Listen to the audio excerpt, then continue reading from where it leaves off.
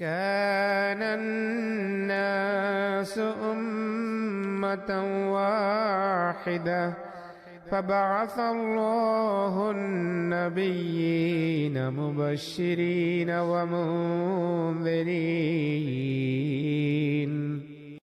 Mankind were one community, then they differed among themselves, so Allah raised prophets as bearers of good tidings, and as warners. Holy Qur'an chapter 2 verse 214.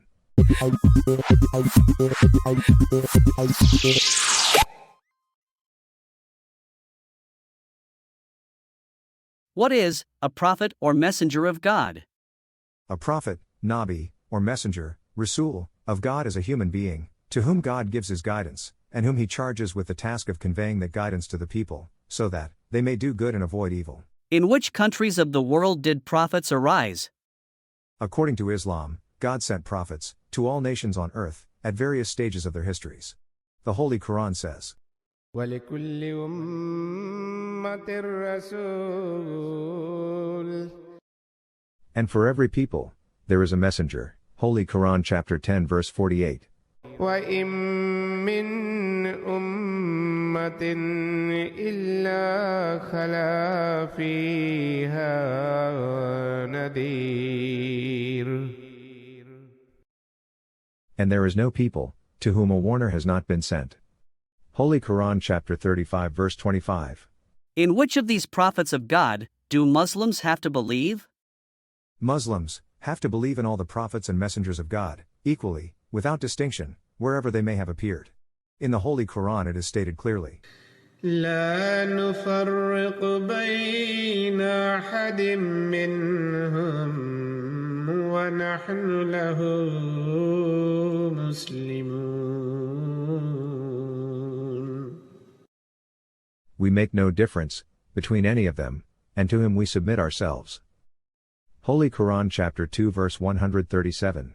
Please name some of these prophets. Many prophets are mentioned by name in the Holy Qur'an, for example, Noah, Abraham, Moses, David, and Jesus from the biblical prophets, and also non-biblical prophets, some of whose names are Luqman, Hud, and Dhul-Kifl. And, last of all, there is the great, universal Prophet Muhammad, may peace and the blessings of Allah be upon him. Did any prophets appear other than those mentioned in the Holy Qur'an? Certainly. The Holy Qur'an itself tells us that it has mentioned only some of the prophets. Since prophets appeared in every part of the world, and there were many in each nation, to make a full list of names is impossible. Muslims have to believe in and respect all the prophets, whether named in the Holy Qur'an or not. It is well known that Muslims believe in the Israelite prophets, including Jesus. How do they regard the great figures of other religions, such as Krishna, Buddha, and Confucius? It is quite obvious, from the teachings of the Holy Qur'an that, as God sent prophets to every nation, and quite a large number of them appeared all over the world, the ancient founders of these other religions too would have been prophets and messengers of God. In fact, wherever there are people following a sacred scripture older than the Quran, their religious founders mentioned in those books should be accepted by Muslims as true prophets of God. It has been suggested that Buddha is mentioned in the Holy Quran by the name Dhul-Kifl, meaning man of Kifl, where Kifl is the Arabic form of the name of his birthplace, Kapilvastu. But religions such as Christianity and Hinduism revere their great religious figures as gods or incarnations of God. What does Islam say?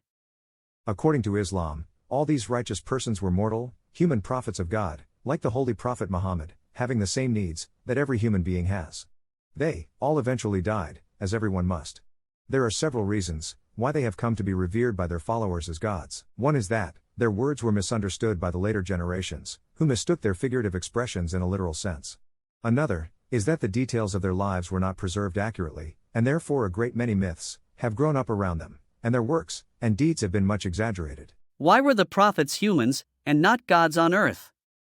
Because they were sent to guide other human beings, not only by preaching, but also by personal example.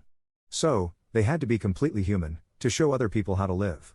According to Islam, each prophet was himself the first and foremost follower of the guidance God revealed through him, for people to follow. This is why previous prophets are called Muslims in the Holy Quran, being not only teachers, but also followers of God's guidance. As for the Holy Prophet Muhammad, not only does Islam teach that he was a human being, but a study of his life shows that he regarded himself as a humble mortal, and mixed with people as just one of them. What did the prophets teach?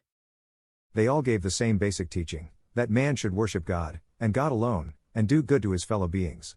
Of course, the details of the teachings differed according to the nation, and the time in which a prophet appeared. In the Holy Qur'an, the teachings of all prophets are called Islam, and the prophets and their true followers are labeled Muslims.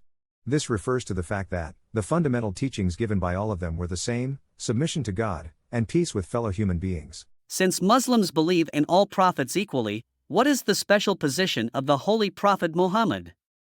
All prophets were equally from God, and equally true, but the scope of their missions varied.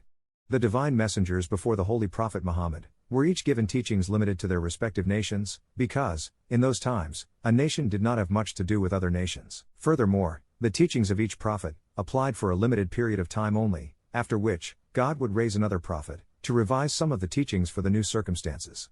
But, at last the time came to unite all the nations upon a single religion, so that mankind may live in peace as one nation. For this purpose was sent the Holy Prophet Muhammad, to whom God gave teachings for the whole world, for all time to come. Can you give any arguments to support this belief? Yes. Firstly, while followers of previous religions believe that God's revelation and guidance was given only to some particular nation or land, Islam teaches that guidance from God had come to every nation, and it requires Muslims to believe in all the previous national prophets. So, the Holy Prophet Muhammad is the one who confirmed and established the truth of the prophets of all the various nations, and laid the basis for peace between them. He is thus the world prophet. Secondly, it is a recognized fact that, while the original teachings of previous prophets are largely lost, the sources of Islam, the Holy Qur'an, and details of the Holy Prophet's life are available to us fully and accurately.